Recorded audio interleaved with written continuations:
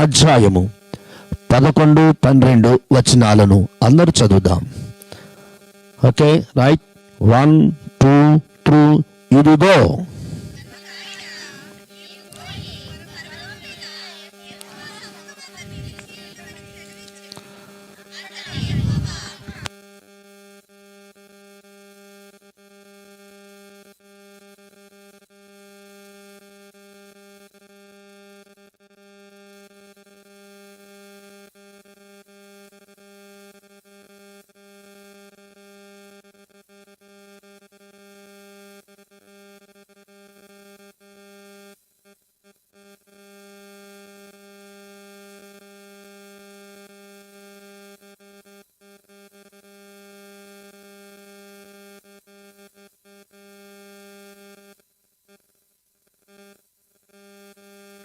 హల్లెలూయా. ఈ రాత్రి వింటున్న అంశం నిమ్మళమైన దేవుని స్వరం. ఈ రాత్రి మీరు వింటున్న అంశం ఏమిటంటే నిమ్మళమైన దేవుని స్వరం. ఈ రాత్రి వినటానికి పరిశుద్ధాత్ముడు మనకు సహాయం చేయునుగాక. క్రీస్తునందు ప్రియ దేవుని బిడలారా, దేవుని యొక్క ఉనికిని, దేవుని యొక్క సంపూర్ణమైనటువంటి ఆయన త్యాగాన్ని చూపించటానికి, ఆయన మనిషిని దర్శించటానికి, ప్రవక్తలను నడిపించటానికి వివిధ రకాలుగా ఆయన దర్శనం చేస్తూ ఉన్నాడు. మానవుడు ఒక్కసారి చెప్తే వినడు కదా. మానవుడు పెను సంబంధమైనటువంటి ఆలోచనలు కలిగి ఉన్నాడు. ఉద్ధృతతో జీవిస్తూ ఉన్నాడు. మానవుని యొక్క జీవితానికి నెమ్మది, సమాధానం కొదువైపోయింది. అందుకని దేవుడు మానవుడును ఏ రీతిగా దర్శిస్తే ఆ మానవుడు కరెక్ట్ వేలోకి వస్తాడో, సరైన మార్గంలోకి వస్తాడో అనేది నిన్ను నన్ను పరిశీలిస్తూ ఉన్నాడు. మన హృదయాల అన్నిటినీ సమానంగానే చేశాడు, కానీ ఒక్కొక్క హృదయం ఒక్కొక్క రీతిగా పని చేస్తూ ఉంది, ఒక్కొక్క రీతిగా పనిచేస్తుంది. కొన్ని హృదయాలు సృష్టిని ప్రేమిస్తున్నాయి, కొన్ని హృదయాలు మనిషిని ప్రేమిస్తున్నాయి, కొన్ని హృదయాలు దేవుణ్ణి ప్రేమిస్తున్నాయి. వివిధ కోణాలలో మానవుని యొక్క హృదయము ప్రయాణం చేస్తూ ఉంది. చాలా వేగముగా ప్రయాణం చేస్తుంది. ఈ లోకములో దేనినైనా పట్టుకోగలము, కానీ మనస్సును పట్టుకోగలమా? మనస్సు ఎంత వేగంగా పరిగెడుతుందండి. మనస్సును అదుపు చేయగలిగినటువంటి, బ్రేక్ చేయగలిగినది ఏదీ లేదు. మనస్సును అదుపు చేయగలిగినది ఒకటే, దేవుని శక్తి. దేవునికి స్తోత్రం. క్రీస్తుని పిల్లారా, దేవుడు దర్శిస్తూ ఉన్నాడు. ఎలా దర్శిస్తున్నాడంటే ఆయన సంపూర్ణమైన బలముతో దర్శిస్తున్నాడు. ఎలా దర్శిస్తున్నాడండి? ఆయన సంపూర్ణమైన బలముతో దర్శిస్తున్నాడు. మనం చూస్తాము నిర్గమకాండముల 19వ అధ్యాయము 20వ వచనము చూస్తున్నట్లయితే, దేవుడు మోషేను కొండ మీదకి రమ్మంటున్నాడు. ఏ కొండ మీద రమ్మన్నాడు? హోరేబు అనే కొండ మీద రమ్మన్నాడు. హోరేబుకు మరొక పేరు ఏం పేరంటే సీనాయి. హోరేబు పర్వతమునకు మరొక పేరు ఏమిటి? సీనాయి పర్వతము. హోరేబు అనగా ఒక బండ, హోరేబు అనగా ఒక పర్ర. ఆ హోరేబు మీదకి దేవుడు మోషేను రమ్మంటున్నాడు. ఎందుకో తెలుసా? ఊరకనే కూర్చుని, ఖాళీగా కూర్చుని కబుర్లు చెప్పుకోవడానికి కాదు. మోషేకు తర్ఫీదిస్తున్నాడు. మోషేకు వాక్యాన్ని నేర్పుతూ ఉన్నాడు. మోషేకు ట్రైనింగ్ ఇస్తూ ఉన్నాడు. ఏ ట్రైనింగ్ అది? ధర్మశాస్త్రము. ఏ ట్రైనింగ్ అన్నది? ధర్మశాస్త్రము. ధర్మశాస్త్రములో ఆజ్ఞలు ఉన్నాయి. ఆ ఆజ్ఞలకు సారాంశాన్ని, ఆ ఆజ్ఞల యొక్క ఉన్నటువంటి ప్రేమను, ఆ ఆజ్ఞలో ఉన్నటువంటి కట్టడలను, ఆ ఆజ్ఞలలో సమస్తమైన వాటిని మోషేకు హోరేబు అనే సీనాయి పర్వతం మీద నేర్పుతూ ఉన్నాడు. దేవునికి స్తోత్రం. హల్లెలూయా. రెండవదిగా బలమైన పెనుగాలి. ఏంటినది? బలమైన పెనుగాలి పిల్లారా. యోబు గ్రంథములు మొదటి అధ్యాయము 19వ వాక్యములు చూస్తున్నట్లయితే, యోబు తన బిడ్డలు తన సోదరు ఇంటికి వెళ్ళి భోజనము చేస్తుండగా బలమైన పెనుగాలి ఆ ఇంటి మీద కొట్టగా ఆ ఇల్లంతా ఏమైపోయింది? కూలిపోయింది. యోబు బిడ్డలందరూ లోపల చనిపోయారు. బలమైన పెనుగాలి. ఒకరికి మారు మనసు ఇస్తుంది, ఒకరిని సరి చేస్తుంది, ఒకరిని మారుస్తుంది, ఒకరిని చివరిగా తన రాజ్యానికి తీసుకుంటుంది.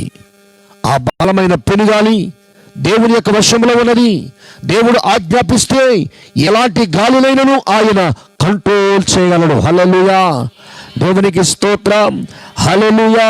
మూడవదిగా మత్తయి సువార్త 27వ అధ్యాయము 51వ వచనం ప్రకారముగా మనం చూస్తున్నట్లయితే, యేసుక్రీస్తు ప్రభుల వారిని సిలువ వేసినప్పుడు ఆయన అసమాప్తమైన తల ఉంచి ఆయన మరి ప్రాణము విడిచిపోయినప్పుడు అప్పుడు ఏమైందండి? బలమైన గాలులు వీచినప్పుడు సమాధులు తెరవబడ్డాయి. సమాధులు ఏమయ్యండి? సమాధులు తెరవబడ్డాయి పిల్లారా. భూమి వణికెను. భూమి కూడా ఏమైపోయిందండి? వణికింది. బండలు ఏమయ్యాయి? బద్దలయ్యాయి. సమాధులు ఏమయ్యాయి? తెరవబడ్డాయి. నిద్రించినటువంటి అనేక మంది లేచి ఉన్నారు. క్రీస్తుని ప్రియ దేవుని బిడ్డలారా, ఈ రోజున నీ జీవితంలో దేవుడు నిన్ను దర్శించటానికి ఏదో ఒక రూపంలో, ఏదో ఒక కారణముతో, ఏదో ఒక విలువైనటువంటి శ్రేష్టమైనటువంటి సందేశాన్ని నీకివ్వటానికి ఆయన దర్శిస్తూ ఉన్నాడు.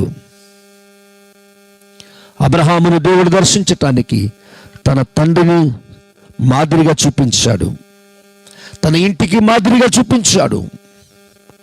క్రీస్తు పిల్లారా, మోషేను దర్శించినప్పుడు దేవుడు ఒక బండ దగ్గర దర్శించాడు, ఒక పొద దగ్గర దర్శించాడు. పొద మండుతూ ఉంది. ఏంటి విచిత్రంగా మండుతుంది ఇది? పొదలో నుంచి మంట కనిపించడం లేదే, పైకి మాత్రం రేగుతూ ఉంది మంటలు. అది దగ్గరికి వెళుతుంటే దేవుడు ఏమంటున్నాడు? మోషే దగ్గరికి రావద్దు. ఏమంటున్నాడండి?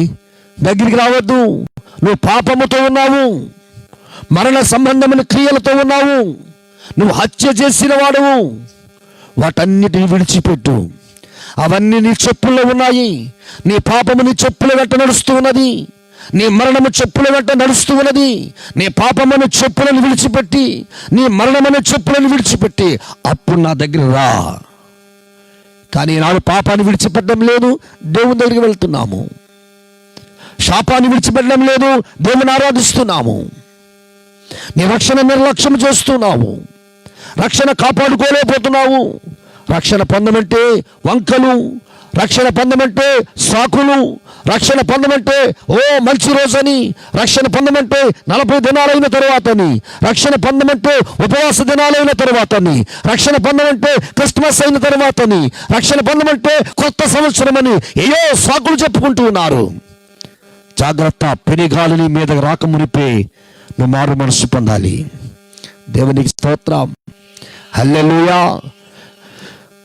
పెనుగాలిని మీదకు రాకుండా మునిపే, పెనుగాలి వంటి ఉప్పెన నీ మీద పడకముందే, పెనుగాలి వంటి ప్రమాదము నీ మీద రాకముందే, పెనుగాలి వంటి మరణము నీ మీద రాకముందే నువ్వు మారు మనస్సు పొందితే, ఏలియాను దర్శించిన దేవుడు, మోషేను దర్శించిన దేవుడు, అబ్రహామును దర్శించిన దేవుడు ఈరోజు నిన్ను కూడా దర్శిస్తాడు.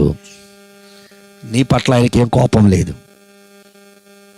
నువ్వు ఎప్పుడు వస్తావా అని కనిపెడుతున్నాడు. నువ్వు ఎప్పుడు వస్తావా నేను తట్టుతున్నాడు. ఆ శబ్దాలు, ఆ ప్రకంపనలు నీకు అర్థం కావట్లేదు.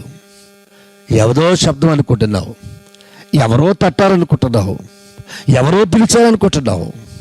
దేవునికి స్తోత్రం. హల్లెలూయా. పిలుపు అర్థం కాకపోతే ఈ పిలుపు కారణం ఏమిటని మరొకసారి మోకరించి అడుగు. ఈ పిలుపుకు భావం ఏమిటని మోకరించి అడుగు. సమూయేలుకు అర్థం కాలేదు పిలుపు. ఎవరిదో అనుకున్నాడు, తన యొక్క ఏలిది అనుకున్నాడు, తను ఉన్నటువంటి ఏలి దైవజనుడు అనుకుంటున్నాడు. దైవజనుడా, నువ్వు నన్ను పిలిచితవా అంటున్నాడు. ఏలి ఏమన్నాడు? నోరు తెరవాలి. ఏలి ఏమన్నాడు? గట్టిగా చెప్పు, కొంచెం గట్టిగా చెప్పండి అందరూ, కొంచెం గట్టిగా చెప్పండి అందరూ. నేను నిన్ను పిలవలేదయ్యా, పండుకో. మరలా దేవుని స్వరము సమూయేలు దగ్గరకు వచ్చింది.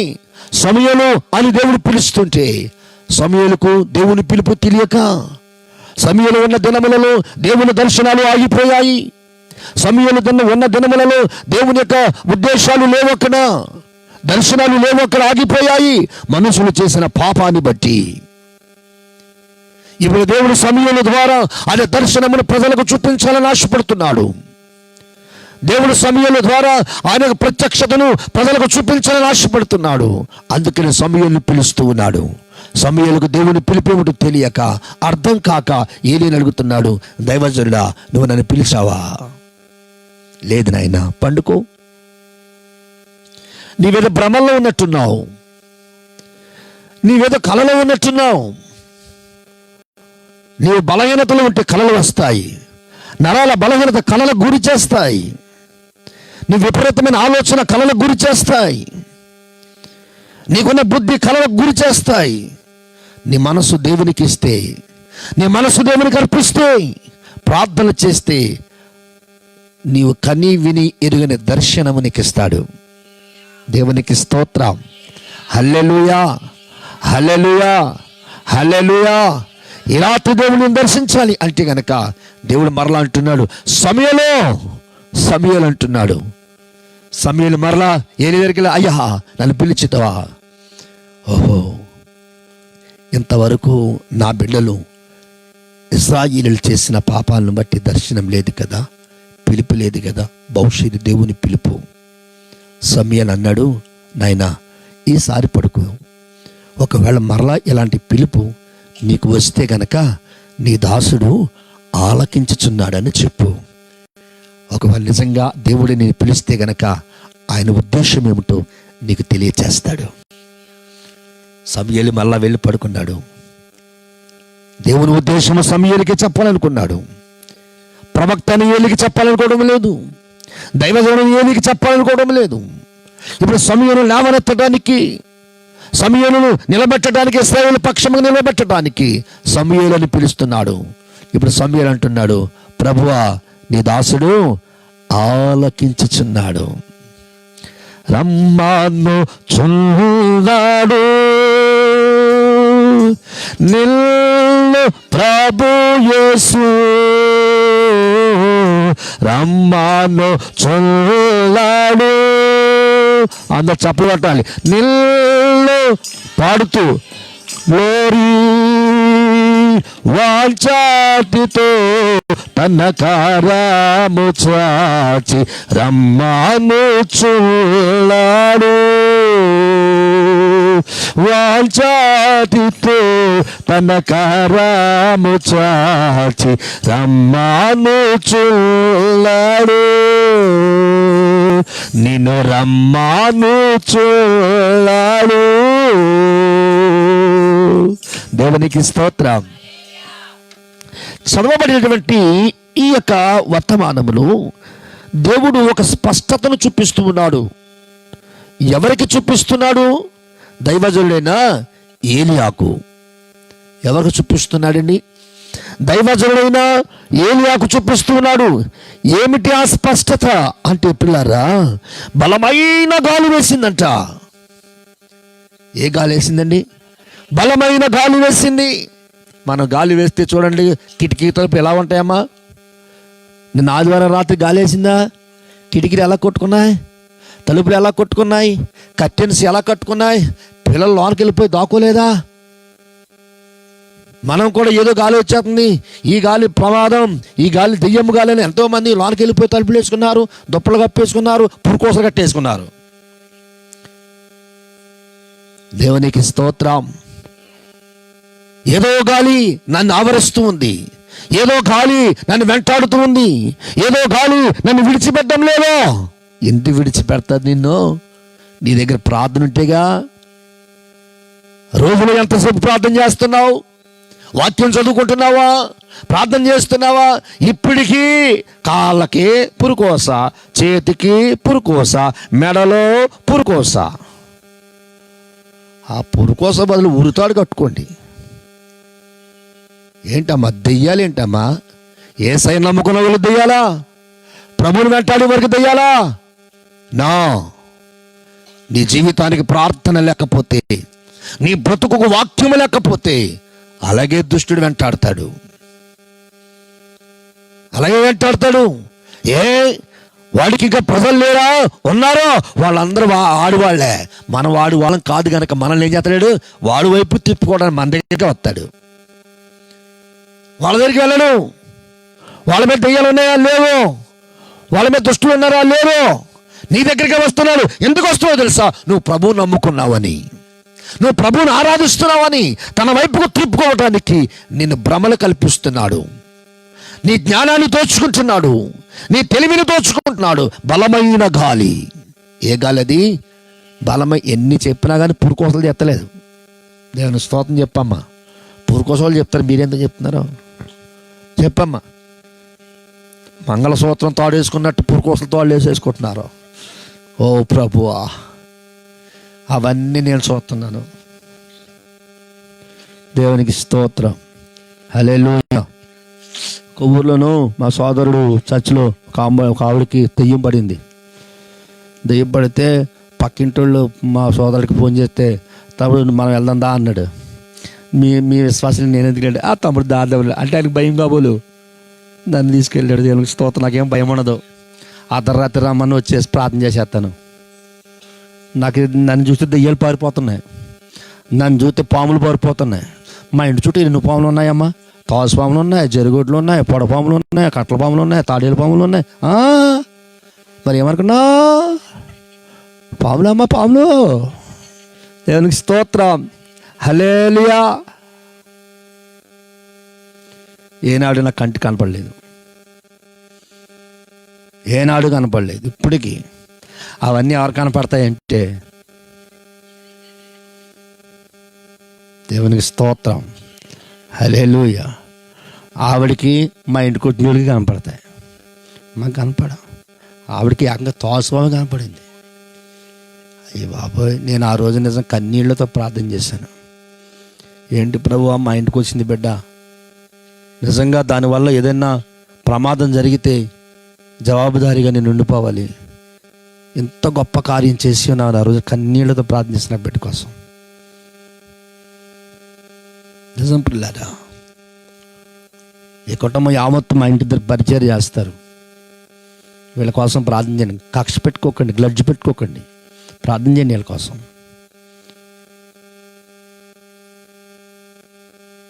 ఆవిడకి ఆపరేషన్ అయితే కనీసం ఎంతమంది పరిచయం చేస్తా కూర్చోరు చూసుకోండి,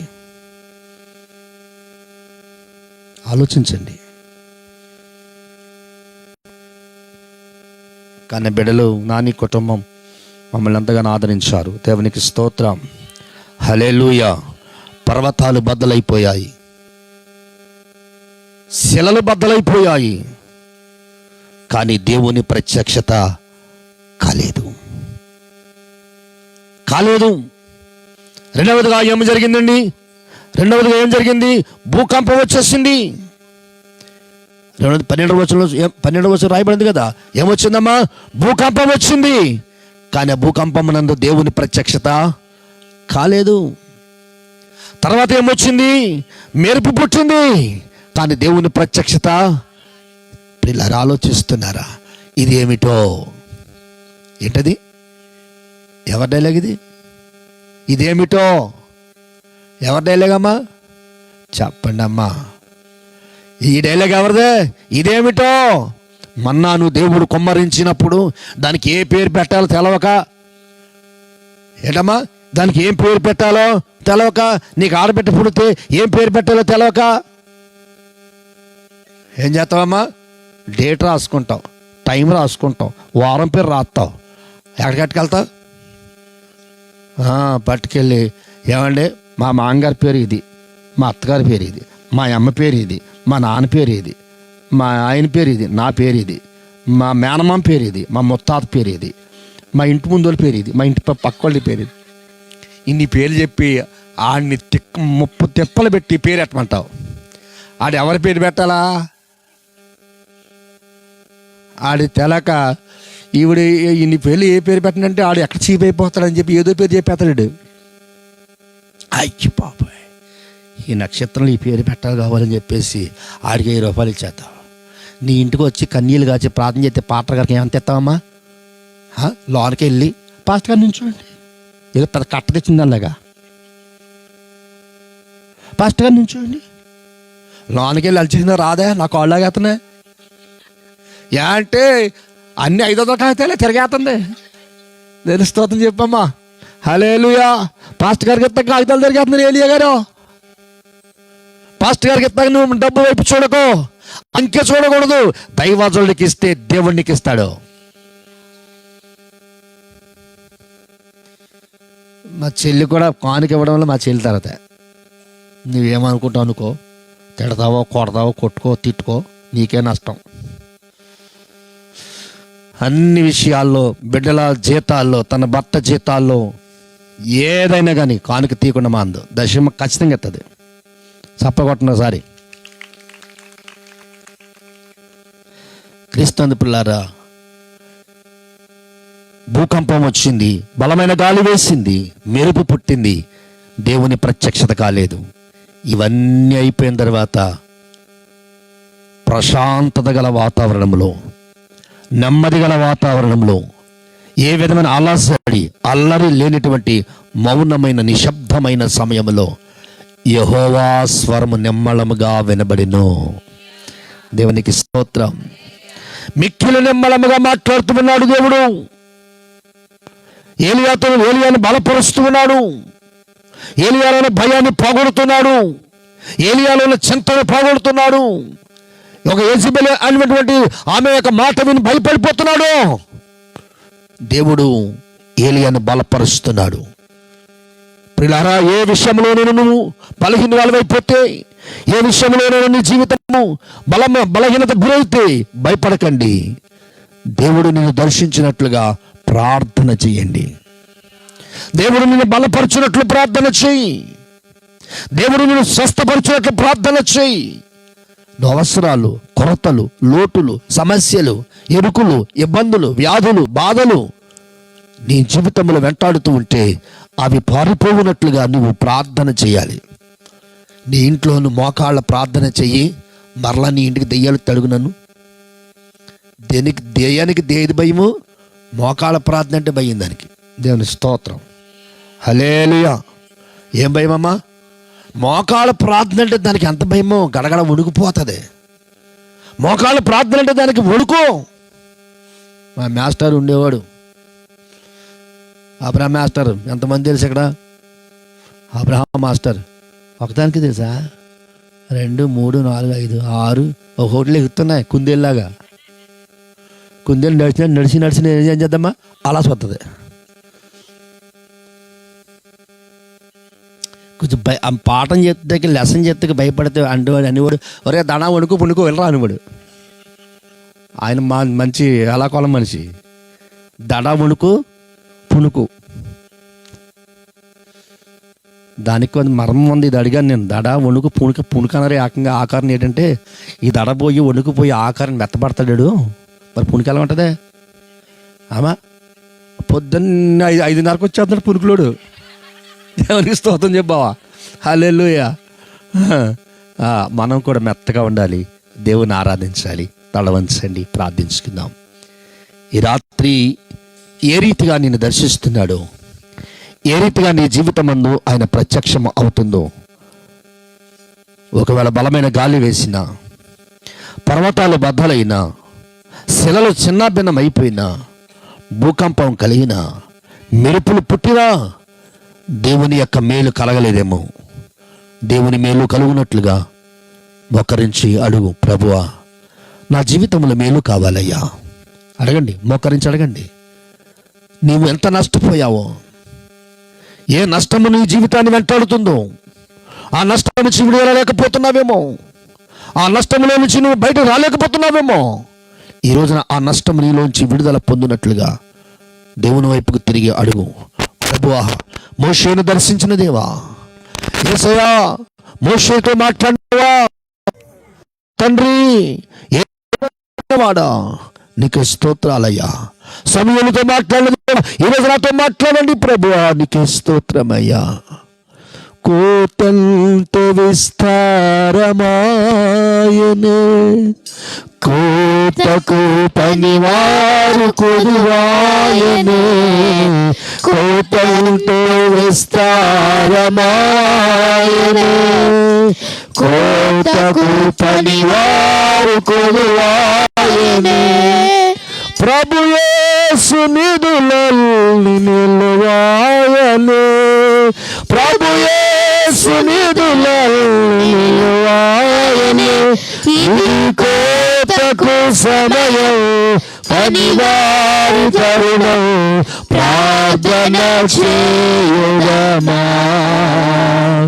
ఇది కోటకు సమయం పనివారి తరుణం ప్రార్థన చేయుదమా. ప్రార్థన చేసుకుందాము. తల వంచండి. మహిమగల తండ్రి, కృపగల దేవ, మా రక్షణ క్రీడమా, శృంగమా, శైలమైన యేసు, మీకు వందనాలు చెల్లిస్తున్నాను. ఈ రాత్రికాల సమయంలో ప్రభువా, బలమైన పెనుగాలు వీచినప్పుడు, పర్వతాలు బద్దలైనప్పుడు, శిలలు చిన్నాభిన్నమైనప్పుడు, మెరుపులు వచ్చినప్పుడు నీ ప్రత్యక్షత కాలేదు. అంతా నిశ్శబ్దమైన తరువాత మెల్లని స్వరముతో ఏలియాను దర్శించి మాట్లాడావు. ఈ రాత్రికాల సమయంలో ప్రభువా, శ్రీరాములు గారి కుటుంబాన్ని అదే స్వరముతో మాట్లాడి మార్పు దయచేయండి. లోకములో ఉన్నాడు, నష్టములో ఉన్నాడు, అనారోగ్యముతో ఉన్నాడు. ఎప్పటికైనా మార్పు కలుగ చేయి తండ్రి. తన కుటుంబాన్ని, కుమారుడును, అలా కుమార్తెలను, వారి అల్లులను, కోడలను, మనవలను, మనవరాండ్రులను దర్శించి కుటుంబానికి రక్షణ దయచేయమని ప్రార్థిస్తున్నాను. అలాగే గొల్లపిల్లబ్బులు గారి కొరకు ప్రార్థిస్తున్నానయ్యా. వారి కూడా మారు మనస్సు దయచేయండి. నేను స్తుతించే నాలుక, నీ నామమందు మోకరించే మోకాళ్ళ వరకు దయచేయండి అయ్యా. చిన్న వ్యాపారం చేస్తున్నారయ్యా. బడా మంచి దాసుడా, కొంచెంలో నమ్మకముగా ఉంటివి కనుక మరికొన్ని నీకు ఇవ్వబడుతున్నాయి అన్నావు. నాయన, నీ యందు నేను దృష్టి పెట్టి, నీ యందు విశ్వసించి నమ్మిక కలిగి నీలో ఎదుగుటకు, ఫలించుటకు వారికి మార్పు దయచేయండి. అలాగే నేను వెంకటలక్ష్మిని స్వస్థపరిచి ఆరోగ్యం ఇవ్వండి. కుమారులను దర్శించండి. ప్రయాణాలు, డ్యూటీలో తోడై ఉండండి. వెంకటేశ్వరుని బట్టి మీకు వందనాలు చెల్లిస్తున్నానయ్యా. దూరాన్ని బట్టి, దూరదేశంలో బట్టి నైనా చెల్లి, నాగమని బట్టి, హన్నాన్ని బట్టి వందనాలు చెల్లిస్తున్నాను. వారికి మంచి ఆరోగ్యం, బలము, శక్తినివ్వండి. వారి కళ్ళలో కుమారుడికి మారు మనసు దయచేయండి. హృదయాన్ని గద్దించు, హృదయాన్ని హెచ్చరించు, బుద్ధి చెప్పు, జ్ఞాన హృదయం కలుగ చేయండి. భార్య భర్తల మధ్యన కలపండి. వారి కుమారుడితో సంతోషము వారికి దయచేయమని ప్రార్థన చేస్తున్నాను. ప్రభు, ఏలియా గారిని బట్టి వందనాలయ్యా. వారి డ్యూటీస్లో, వారి ప్రయాణాలు తోడేనండి. బిడ్డల ద్వారా ప్రయాణాలు, డ్యూటీస్లో తోడేనండి.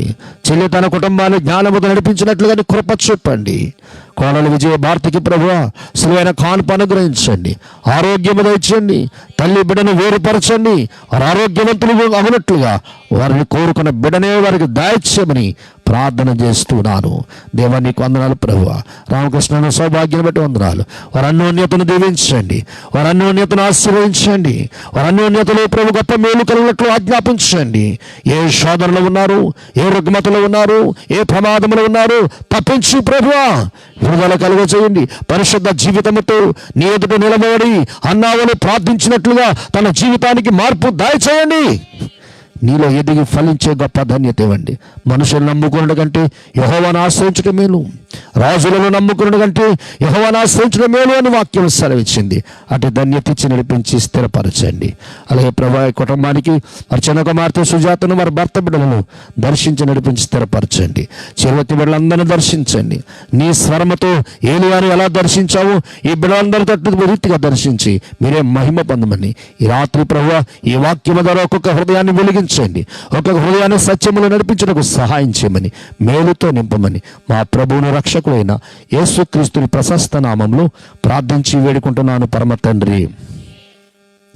తండ్రి అయిన దేవుని ప్రేమయు, కుమారుడైన క్రీస్తు యేసు యొక్క కృపయు, పరిశుద్ధాత్మ దేవుని అనూన్య సహవాసము చేరేచమనకును కూడికలు ఏర్పాటు చేసిన కుటుంబాలన్నిటికీ త్రియేక దేవుని ఆశీర్వాదములు, దీవెనలు సదాకాలము తోడైనగాక. యేసు రక్తమే జయం, ప్రభు యేసు రక్తమే జయం. ప్రభు యేసు నామమునకు సంపూర్ణ విజయం కలుగును గాక. అపవాది క్రియలు అనంత నాశనమగును గాక. ఆమేన్, ఆమేన్, ఆమేన్. అందరికీ వందనాలండి. అందరు కూర్చున్నాము. ఈరోజు 5 పలహారాలు ఉంటాయి.